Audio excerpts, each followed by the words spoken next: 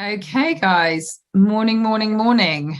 Very excited to be here this morning with my lovely colleague and friend, Lee Roebeck.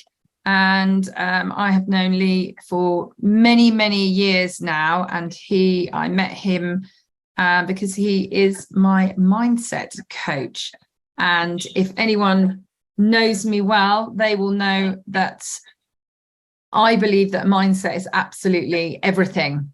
And so I feel very honored and thrilled that Lee and I are doing these monthly sessions to talk about mindset around property. Now, it doesn't really matter, does it, what you do in life? But inherently, we're coming from a property perspective, and it's not necessarily the first thing that anyone thinks about when we do property. You kind of think about how to find deals, how to do, so many different things. But actually, it is all about the mindset when it comes down to it. So, Lee, very warm welcome. Please, for anyone who doesn't know you, would you mind just giving us a quick intro? Sure. Emma, thanks for having me on again. Really looking forward to adding value to your audience here today. My name is Lee Roebeck. I'm a speaker and a mindset coach from South Africa. I was trained at the so-called Harvard of Professional Speaking Schools in July 2014 in Boston. And what is it that I do? I help entrepreneurs like Emma and like you remove money blocks and attract clients easily. And I work with entrepreneurs from all around the world, and these individuals are experiencing quantum leaps in their results because of the ideas that we teach. Thank you, Emma. No problem at all. And guys, I know this is a different time that we do this, but it would be great if you could ping some people that are in your community, so we can start sort of building this up. We are also live on YouTube, and this will be saved in YouTube when we have finished as well. So thank you for that intro, Lee. So the topic of today's is all about overcoming your fear and procrastination in your property journey. Now, goodness me, I don't even know what those words mean. I'm clearly never affected by those things. Not. So, these are just huge elements of one's journey, aren't they? And what I find really weird is that, fear can be fear of getting something and also fear of not getting something. So it's almost like for some people, fear of being successful is an issue. And then for others, it's fear of not being successful. And then procrastination. We've all sat there. In fact, yesterday I caught myself wiping down the kitchen surfaces. And I literally went, stop, go and sit down. Because I just felt I was clearly doing something that was easy rather than sitting down and getting on with it. So Lee, thank you. I know you come up with these fantastic topics to cover off. So I just wondered if you wanted to sort of cover off from your perspective what this means to you. Sure, Emma. So, many people set really, big goals, but in the end, it ends up fizzling away, or it ends up, just fading into the background. And why is that? We've got to ask ourselves, why is that? So people, might come on this property journey, sign up, to get mentored in terms of understanding the property game and how to monetize it or make it lucrative. And they set these huge goals, but in the end, it just ends up fizzling. And we've got to ask ourselves why. And the number one thing that causes failure with regards to achieving that is fear.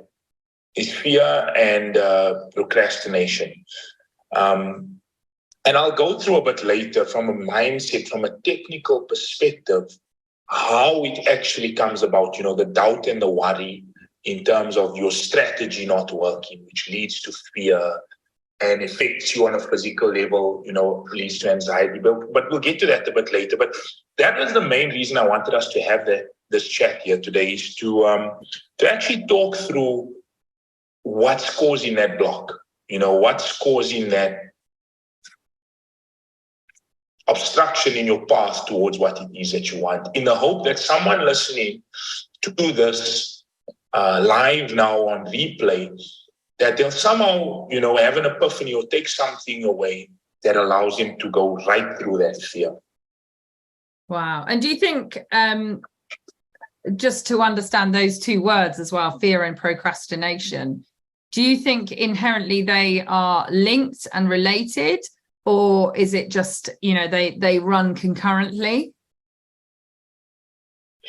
So I believe with regards to procrastination, there are two causes from a mindset perspective. One would be fear, because when you're fearful, you'll be in an ambivalent state. So do it, don't do it, I'm not sure, asking people. So if you're in this fearful state, it will lead to procrastination, yes. The other cause is having a low self-image or not a lot of confidence, which would lead to you procrastinating. So you'll find that, hugely successful people that have achieved great things are, they're quick decision makers. In fact, Napoleon Hill, in his wonderful book that he published in 1937, Think and Grow Rich, in there he said that after analyzing 500 of the world's most successful people, he found that the successful people make decisions quick and failures make decisions slow if they make them, and they change them quick and often.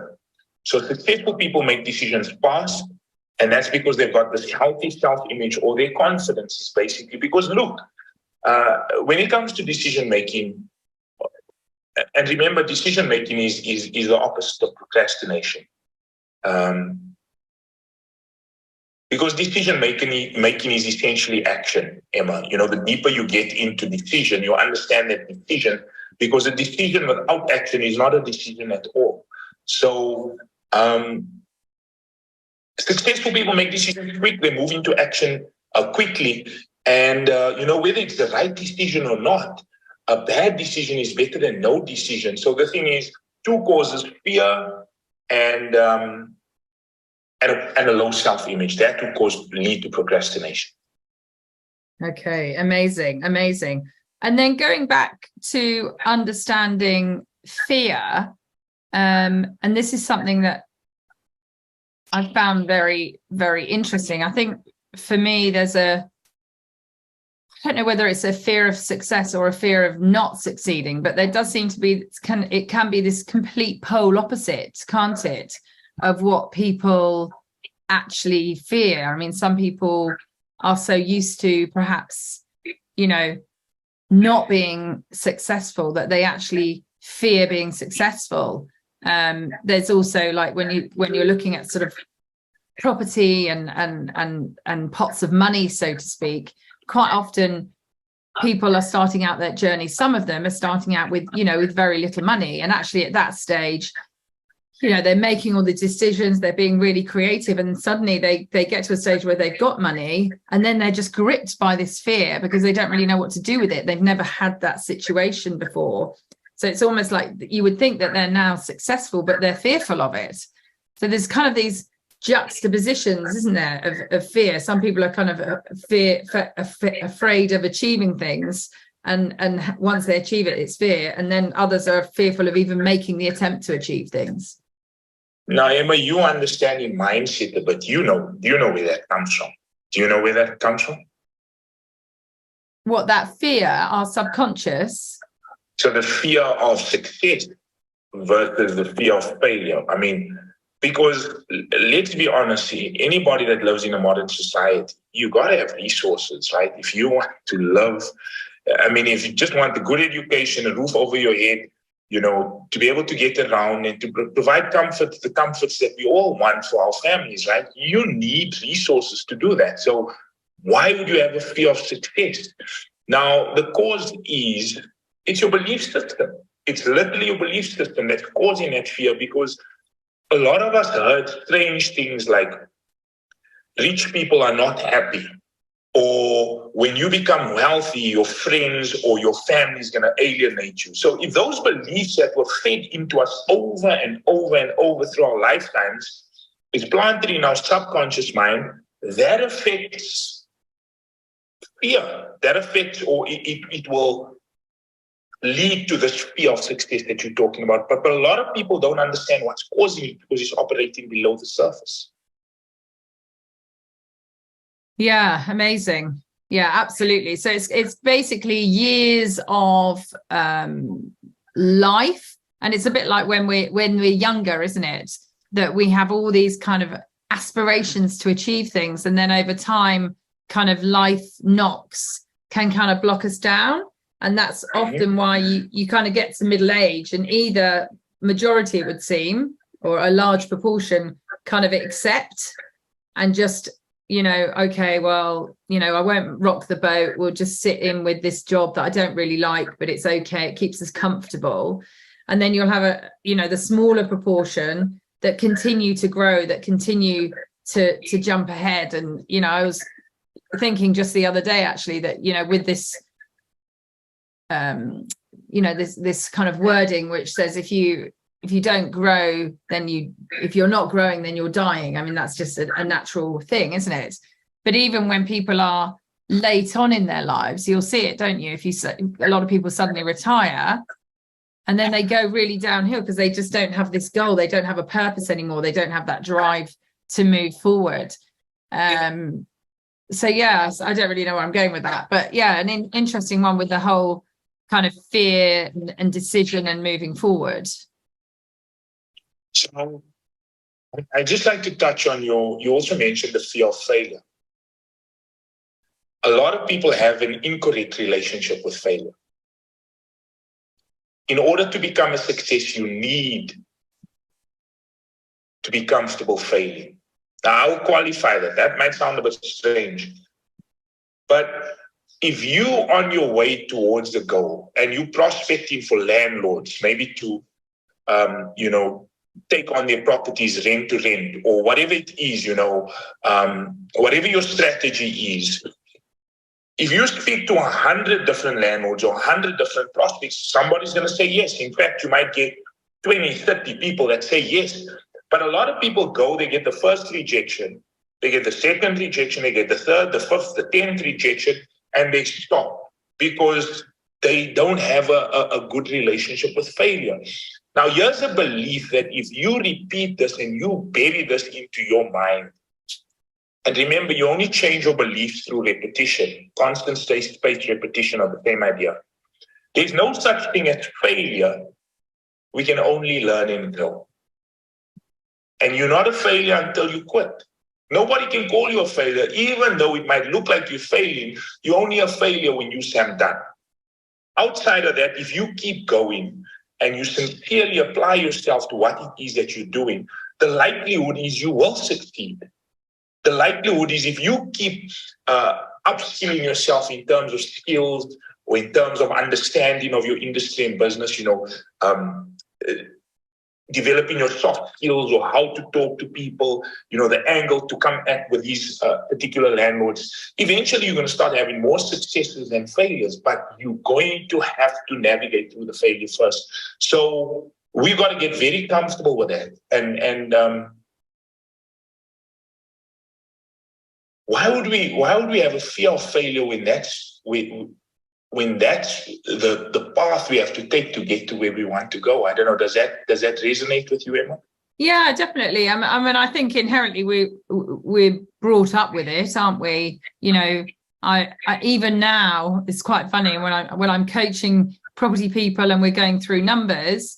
If I'm standing like putting up on a board, I'll suddenly have this like this kind of fear inside me, and it kind of takes me right back to when the teacher was pointing at me, Emma, 7 times 5.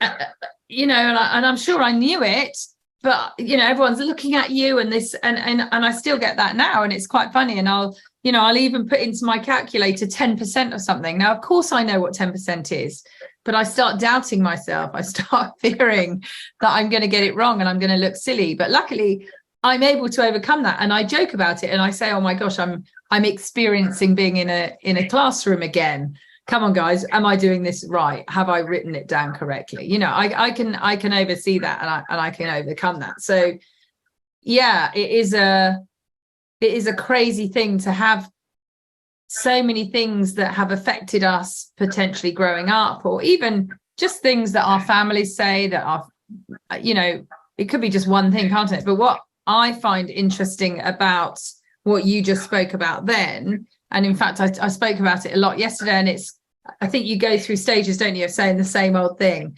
But what's most important, which is exactly what you were saying, is where you are talking about measuring activity and not measuring results. Because what we do is we have this ability to, as you say, get a couple of rejections, and I still feel it. You still like, oh, but one of the things that I recommend is getting a A4 sheet of paper, especially people who are trying to get rent-to-rent deals or any kind of deal. If you're trying to get JV partners, get an A4 sheet of paper, draw 10 circles on it, write no inside every single one, and every time you get a no, make a dance about it. Woohoo, awesome. Cross it off and go, okay, I'm one more step to a yes. Now, it might mean that you have to get rid of pages and pages and pages, but exactly as you said, that first page, you might be doing it terribly. But you're going to realize, okay, well, let me think about that. What was it that maybe didn't go right about that? And maybe you didn't know about it. And if after you've done your first page, you might think about going and doing some role play with somebody else who has already succeeded getting a JV partner or getting their first rent-to-rent deal over the line. And then you can listen to them and be like, okay, well, they sound a lot better than me. Or, so it's all those things along the way, isn't it? Is to measure those activities and not the results. What you said there is gold. What you said there is gold. We've got to fall in love with the process, not the result. I mean, can you imagine, and these might be big examples, but David Beckham would not have become a David Beckham if he was looking at the results when he started out in his journey, because he probably was an elite sportsman like he was in the height of his career. A Michael Jordan or a Kobe Bryant, they failed every day, they failed every day. And, those are maybe elite or examples on well-known examples. But the thing is, we all have to, just like they did in terms of being a successful property investor, or we have to get comfortable with fear. We have to, in fact, in any my mentor, Emma, and my mentor, Raj and Bob Proctor, they often used to tell us, you want to fall in love with fear. You want to fall in love with fear because it tells you that you're stretching yourself or you're moving into an area that you've never been in before. A lot of people, and I think when we opened this call up, you said that a lot of people stay in a comfort zone. They just don't move. They spend decades there. They might spend their entire life there. I mean, that's not a way to live. In my mind, that's just existing. I mean, you want to be stretching yourself and making yourself uncomfortable every day. Here's another belief, something has just struck me that I heard from somebody a number of years ago. We want to become comfortable being uncomfortable. Yeah, I love that. So maybe if we can just talk a bit further, because I've written a couple of things down here, Emma, that I want to go through. So how do you execute?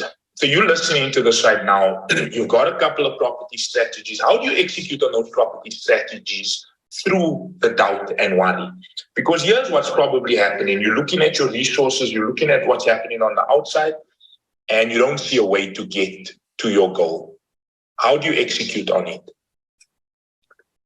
I'll tell you a quick story. So I worked in the IT industry before I came into this business full-time in 2019. So into the consulting, coaching, and speaking business. And when I decided to come full-time into this business, it was scary. Like, Emma, you've heard me tell the story. Because I had two households depending on me. I've got a little boy, like, you probably, I know you do, Emma, you've got a few kids. But, I take my responsibility seriously. So it was really scary. And I stuck around in that enterprise IT position, as an IT consultant that was really paying well. I stuck for an extra 2 years because I was scared, or because I wanted the other side to be matching the income on this side before I made the leap. And that was never going to happen, because you can't have 1 foot on one side and a foot on the other side and expect to pick up any momentum. Can you imagine how frustrating those last 2 years were? I knew what to do. I understood the role. I understood the work. I'd been in it for 18 years, so I was really good at it. But I discovered my passion. I discovered what I love doing, and I wanted to spend all day doing it. Can you imagine how uncomfortable those last 2 years were, Emma, in terms of the dissatisfaction or that daily nagging feeling that you're not doing what you're meant to be doing? But it must be quite a battle, really. I kind of do believe that I'm in a constant state of, being comfortable, being uncomfortable. But I suppose it's just as much, isn't it, that people become, comfortable and just like almost paint over that realization that they could do much better, but they kind of persuade themselves. I've got somebody in mind who they could really do some great things. They come up with great ideas, they think through it, but then when it comes to actually implementing it, it's suddenly like, oh, I could never do that. It's like the pity party. And it's such a terrible shame, because they're not fulfilling their potential. They're not, I don't know, guiding their kids, maybe, obviously I don't want to, but I think, there's lots of things that we could do. I'm sure there's so many things that I certainly could do better. I'm not saying that I'm in any way a leader in that, but it's almost like we are able just to paint over that. So it's almost like it's being uncomfortable in that realization as well. But the thing is, people suppress it, right? There's a very basic law in the universe: create or disintegrate. You're either going forward or you're going backward. There's no, especially in this technological age where things are moving at such a rapid clip. If you're not moving forward, you're literally standing still. So if you're in a comfort zone, I promise you're in a dangerous place, because the thing is, nothing grows in a comfort zone. And you know this, Emma, and I'll say this directly to you, whoever you're listening here, Yuri, Bibi, Daniel, Paresh. Your spirit, the very essence of you, is for expansion and fuller expression. So there's something inside of you that's saying do more, sell more, be more, give more, become more. There's something, because that's the essence of who you are. You're a spiritual being. You live in a physical body, and you live in a material world. You correspond with the material world. You are gifted an intellect. So I'll go over that again. I think I just explained it through it. You're a spiritual being. You live in a physical body and you correspond with the physical material world, and you've been gifted an intellect. Now, you moved into your body as a spirit. One day you're going to move out of it, whatever your belief system around that is, right?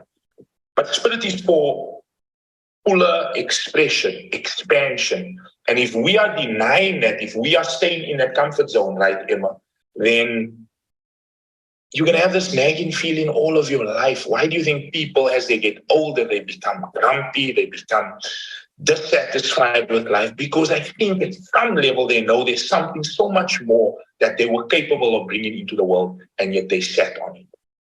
And I don't want to go out like that, Emma. No. And I suppose at that stage, and probably not even that stage, I think it can start really early on, this whole kind of blaming others. I know with my daughter at the moment, and I know with especially some property people, and even our own, we need, ourselves, we have to be pulled up on it, but it will be, somebody will say, oh, well, I want to get that property in that area, but I can't because of, and it's somebody else's fault, or it's some situation, something. And I've actually been speaking about this a lot recently, is there's in the UK, there's a lot of kind of financial changes, interest rates have gone up, and the mortgage companies are pulling rates left, right and centre, rates are going up, and there's a bit of uncertainty, absolutely.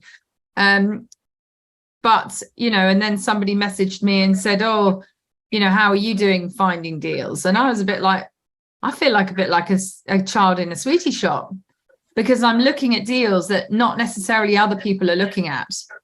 So actually there's a lot of deals. Now, obviously, I've then got to take action. And I'm really moving, like you've been talking about in this, doing the activities. And I'm not even thinking of the results. I'm just, in fact, we started this week, we're doing a new letter campaign. And I'm not even going to worry about any kind of results for 6 months. Now, obviously, I'm hoping that they might happen within that, but I don't care. I'm just committed to making X number of letters per week. So a minimum of 5 letters per week. And in fact, I showed some other people last night those letters. It's all about purchase lease options. And I showed it to them. And they afterwards said, yeah, we took a photo of that letter and I hope that was all right. But, it's kind of looking at how with all these things, we can, move forward in a place where other people perhaps aren't doing those things. But what we tend to look at is what we know, what we've done always before, rather than letting our creative juices flow and, maybe talking to other people. So what is it that isn't working? So I just get so saddened when people are kind of like, right. And in fact, there's a chap, Alex, I know he won't mind me saying, because he was so fantastic. He was like, right, I'm going to invest up north. I was like, oh, okay. And this is hours and hours away from him. I said, okay. So, and he was going to invest quite a big chunk of money. It was all his savings. I said, what? But he didn't have to do anything. So I was like, okay, fine. And what will you get from that? £600 a month. It's like, wow. So you're just going to travel all the way up there. You're going to invest all your money and you're going to get £600 a month. That's not a good return. Had you considered, anyway, so we looked locally. We had a conversation, we opened up, we looked locally, and he was able to recycle, so reuse his cash. So buy something, refurbish, refinance it, remortgage, pull all that money out and go again and again and again, and potentially make £1,000 per property. And he was suddenly like, I just hadn't thought about it like that. So it's kind of like knowing that we've got to be open to other opportunities, isn't it? I suppose. And that's kind of where you were saying is that expansion. It's in so many areas. So yes, definitely be open to other opportunities. But that's why mentorship is so key, right? Because this individual, you actually showed him that there was a much better way of achieving his financial goals, right? And in terms of stepping through the fear, I'm not saying, be silly. Do your due diligence, understand what you're working with, and get enough knowledge, but don't be in a state of inactivity because you feel you lack in knowledge. Get the knowledge, get the help, get the mentorship, understand the strategies that you want to execute on, maybe bounce it off somebody that's getting the results in terms of property that you want, and then execute on it. Go through the fear, in terms of the doubt and the worry. To answer the question, I don't think we fully answered it just now, Emma. You got to have faith that what you want is coming and will be attracted to you at the right time. You've got to have the faith. I mean, the doubt and the worry leads to the fear.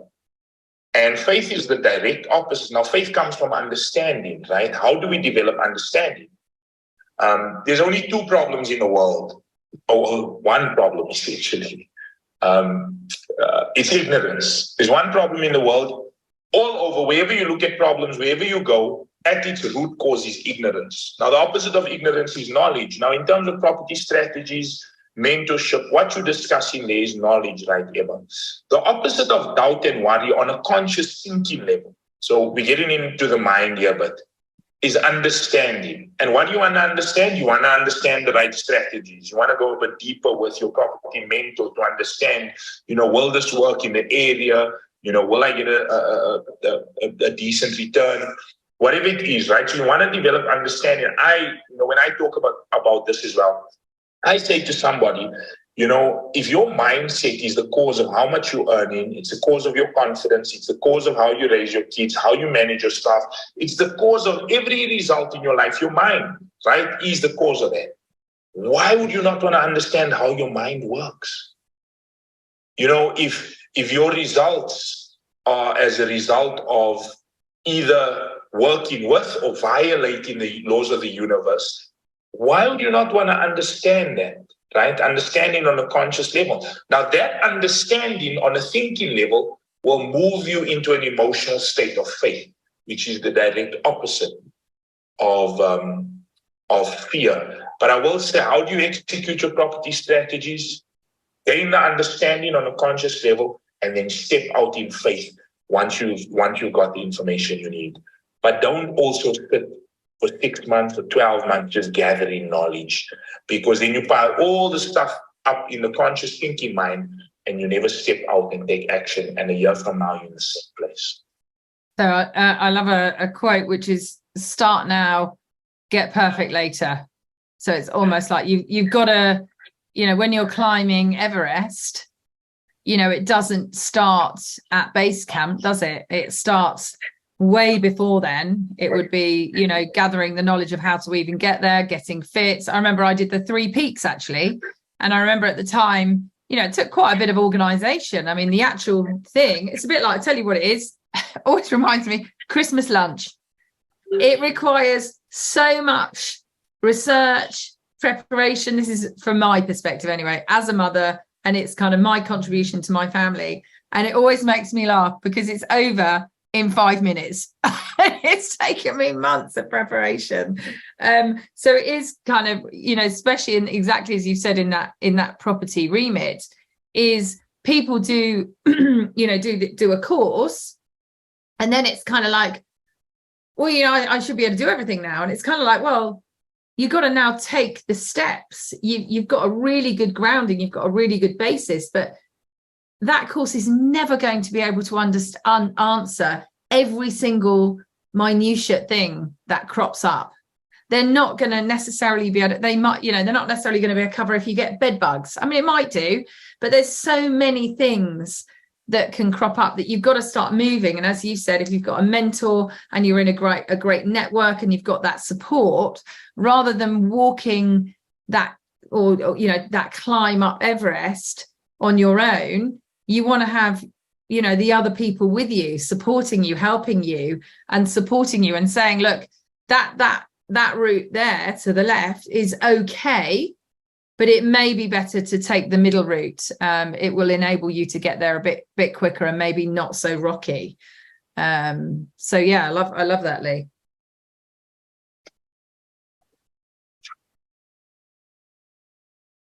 Action is key. Like, action is really key. It's and actually, do you know that action is one of the quickest ways to overcome fear? Well, having said that, it's the one thing that I always remember from, oh my gosh, what's his name? Rah man. What's he called? Tony Robbins? Tony Robbins. Yeah, he always talks about the fact that when he was at his rock bottom, he put on his trainers or something and just opened the door, went out and just went on a run.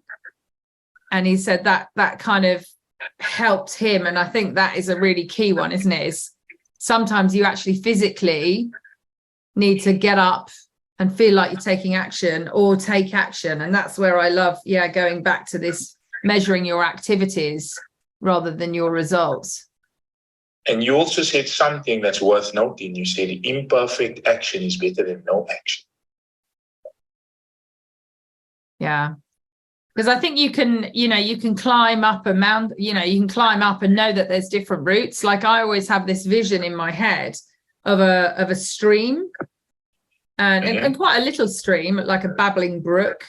And there's always like little rocks, isn't there, sticking up. And then you'll have like a really massive rock, or you'll have a whole host of, debris, of bushes, like bits of twig. But the water still manages to get through, doesn't it? So it's knowing that, sometimes it's all going to be plain sailing, but at other times you've really got to work out, how am I going to get around it, through it, over it, or, get a hammer and smash through it. But you just got to keep going. Yeah. I mean, imagine sitting on the other side of those rocks and just never moving because of the fear. Or imagine staying for your entire life on this side of the wall, when on the other side of the wall is everything you want, because you're fearful. I mean, really, fear, and I want to say this boldly, fear is your friend. Like, fear is your friend. Lean into it. Don't run away from it. Run towards it. That's really where the growth is. It's where the stretching is. It's where we become a version of ourselves that we never even knew we could become, when we lean into the fear. In terms of the procrastination, there's an affirmation I'd like to give everyone listening right now, in terms of something that helped me in terms of just becoming more effective, in terms of taking action and consistent action. And it's such a simple affirmation. It's so powerful if you stick with it, but it's so simple. And it's that: do it now in a calm, confident manner. So do it now, exclamation, exclamation, exclamation, in a calm, confident manner. Now, you want to rewrite that affirmation 20 times a day. You want to repeat it in the mirror 20 times a day. If you're struggling with procrastination, I promise you, this is going to make you an action taker beyond anything you've seen before. You stick with it. Do it now in a calm, confident manner. Stand in front of that mirror every day. Look yourself in one eyeball first. Say it for 10 times. Look in the other eye 10 times. Repeat it another 10 times. Rewrite it 20 times. And don't do it for 5 days, 7 days. Do it for however long it takes. If it takes you 60 days, 90 days, or 120 days to lock that idea into your subjective mind so that you act on it automatically, do it for as long as it's going to require. And if you stick with it until you start noticing your behavior change, then procrastination is going to become a thing of the past. And do you think that's a recognition as well? So recognizing when you are considering not doing these things. So I'm just thinking that I used to spend ages preparing an email. So I've had quite a few what I would call emails that have quite awkward emails. And whereas before I would have probably spent 3 days rereading it. I basically, I've got to the stage where I was able to read it. I went through it a couple of times, obviously, to check for spelling mistakes, reading it out loud, just to make sure it can. And then I literally sit there and I go, should I send it? And then I go, yeah, I'm going to send it. Boom. And it's like, I've sent it. But, as you say, it's kind of, and on top of that, what really, with that, there was quite a lot of emotion with this particular email that I'm thinking of. And when I went back and read it, there were a few bits that could have been construed in the wrong way. So I was able to calmly think about that and just remove those. And then when I reread it through, I thought, that is coming from, no place of any kind of judgment. There's no place of anything like that. It's a very factual thing. And then going with that. So, yeah, I do love that. And it's like all these things, Lee, that you often bring up, is that you'll mention things. So I've heard this for a long time, do it now in a calm, confident manner. And sometimes when you hear it, it's not resonating in the right way. But for me, the repetition has to be over a really long time. It takes a long time to get through my skull. But so much more, it's coming to the forefront of being aware of it. But I think that's, for me, where it's becoming more and more, whereas I'm actually aware of it. So like yesterday, when I was wiping down the kitchen surfaces rather than sitting down and getting on with something, it was like I was aware. It's like, come on, get on with it, get on with it, get on with it. But doing it whereas I would have potentially got on and done things, by having that caveat in a calm, confident manner, makes you know, with the information and with everything that I have got now, I am going to get on and do this. As we've said, it may be, starting out now, and it may be imperfect, but it is moving it forward. So yeah, really, really powerfully. But also, and once again, this is why mentorship or guidance is so important. A lot of people are busy with busyness, activity that doesn't move the financial thermostat or needle. Now, if you've got a financial goal in terms of your property journey, you want to set 3 to 6 goal-achieving activities every day. So you want, and I'm sure you teach your mentees this, Emma, but you want to have 3 to 6 goal-achieving activities. So whether it's contacting 5 landlords today, whether it's going to view 2 properties, speaking to the bank to get a loan on, or to get a home loan on a specific property, whatever those 3 to 6 goal-achieving activities, and then taking this affirmation of doing it now in a calm, confident manner. You have those 6, like I've got a notepad, but you have those 6 goal-achieving activities, not the grocery, not picking up groceries or getting the kids from school or, all those other things that we have to do, goal-achieving. And then when you wake up in the morning, you set those in order of importance, right? 1 to 6 in order of importance. And you start with number 1 and you don't move on to number 2. In fact, don't look at it until you're done with number 1. And then you go as far as you can during the day. And if you don't finish all 6, if you only get to 4, the 2 moves on to your list for the next day. And, this is a sort of, or not a sort of, it is a system to help you pick up momentum towards what it is that you want. Because a lot of people are busy with busyness. Like wiping that counters off, Emma, you were getting in your own way, right? You were literally procrastinating on what you needed to get done. But yeah, I mean, at least you can recognize that a lot of people are not even aware that they are getting in their own way in terms of doing what really needs to be done. And how do you think that they can, raise that sort of consciousness, that understanding? Knowledge, we go back to the knowledge. To gain a conscious thinking level of understanding, it only comes through one method, and that's through study. You can be sitting with all the knowledge in the world in terms of on your outside, you could work in a library, right, with all great storehouse of knowledge and not develop any understanding because you're not studying that information, right? So how do you develop understanding? Through study, but also through mentorship, through proper hand-holding and guidance. Because my mentor, Bob Proctor, who in fact gave me that affirmation, do it now in a calm, confident manner, he shared that one day with me on a training call that we had.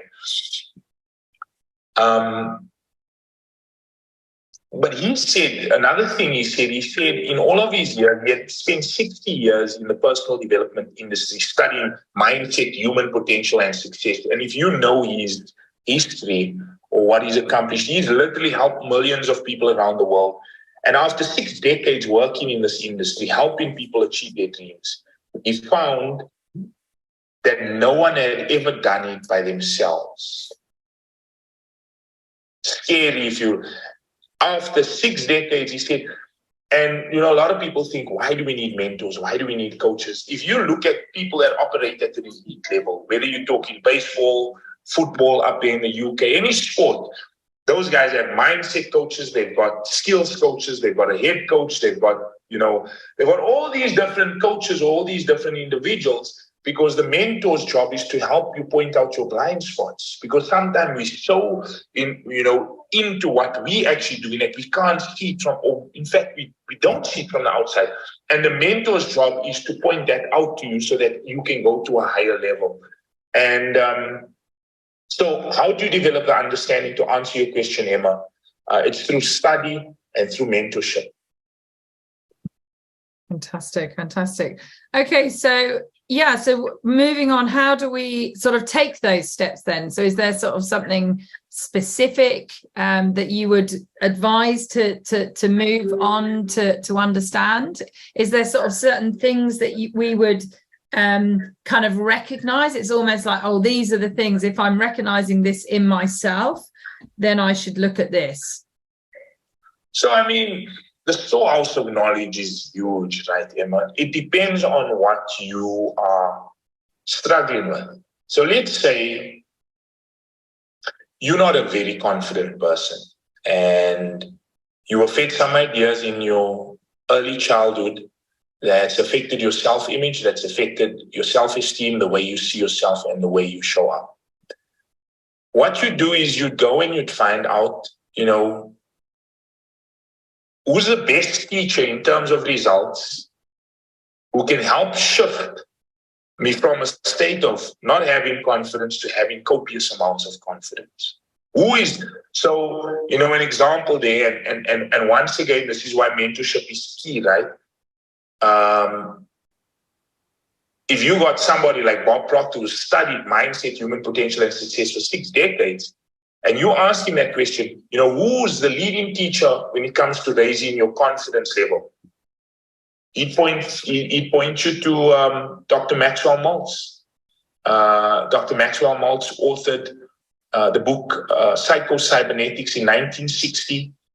And he was literally the inventor of self-image psychology.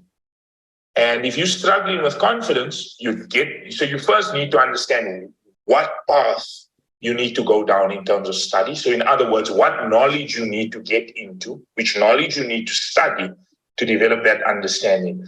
But it purely depends on what you're dealing with or what's a challenge for you. So whether it's confidence, whether it's the ability to sell, prospecting, dealing with people, whatever your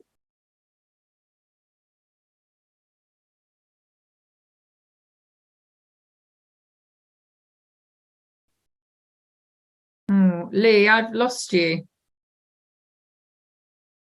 Take me to another level. Sorry, and we just lost you there for a few minutes, Lee. Sorry. So, okay, I'll backtrack a bit, Emma. So, we want to understand, or we want to find out what knowledge we need to get into. And this is where the mentorship is key, right? Because the mentor is going to point you down the right road.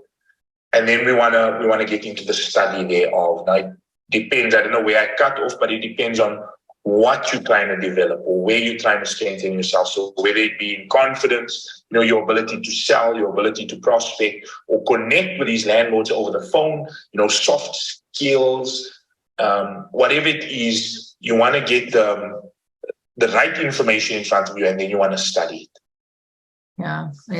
I really love that. And in fact, there's a lady who we've both been involved with, and what is so rewarding in kind of our industry and what we do is she was just so kind of fearful of everything, and she had so much knowledge. I mean, she'd been on a course for, let's say 8 months, worked really hard. And at the end of it, I just kind of said to her, you just got to get out of your own way. You can't learn anymore. You've literally got to move forward. And anyway, so she's had, a couple of conversations with you. And then she's been listening to, which I'm repeating at the moment as well, is the Earl Nightingale's narration of Think and Grow Rich, the condensed version. So I said to her, right, listen to this for 30 days. And I also suggested what you suggest is get a jar of marbles, 30 marbles in one jar and then an empty jar. And each day that you've listened to it, then you take your marble and you pop it in the other one. And let's say you get to day 7 and you forget that day, then you have to pour all the marbles back in and you start all over again. And anyway, when we met, a month later, she was like, I'm on day 28, and she was just so proud. And she was like, and I've chatted to Lee, and I've done this and I've done that. And it was like really quite transformative. She was visibly, and this was on Zoom as well, she was visibly, really different, really confident. And, and the month before, I'd said to her, look, you've got all this knowledge now. We've just got to get you to, to analyze X number of deals. So like we've mentioned, so I said, like, analyze a minimum of 5 deals a week. And then we'll come back, we'll go through those. And then you've got to make an offer once a week.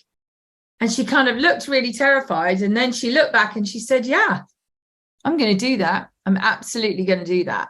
And it's just incredible to see how, just a small change in basically just chatting to a few people and listening to the same thing day after day after day. And that's what I certainly find this, I've listened to that. I mean, I can't even imagine how many times I've listened to that particular version, but I know from Bob Proctor's discussions of it, that was one of the first things that he did. And he used to say, I had no idea why I kept listening to it and nobody else was listening to it, but I kept listening to it and I seemed to be making changes. And yeah, certainly that's what I find each day when you listen to it. And there are times when you naturally zone out, don't you? And then it's almost like you're brought back in and it's like, oh, what was that?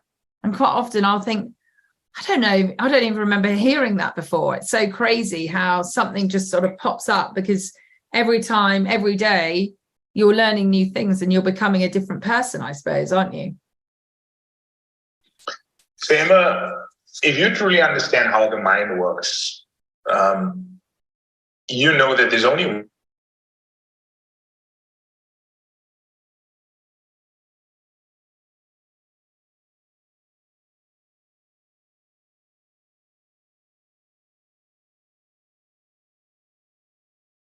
Oh, I seem to have lost Lee.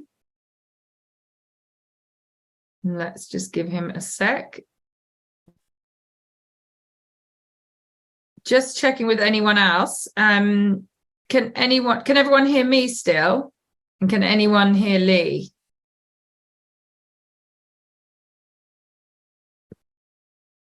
Anyone here?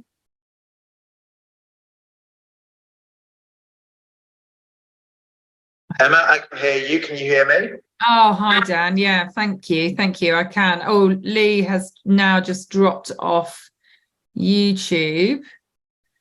I think you should try and carry on what he was about to say. Do you know what?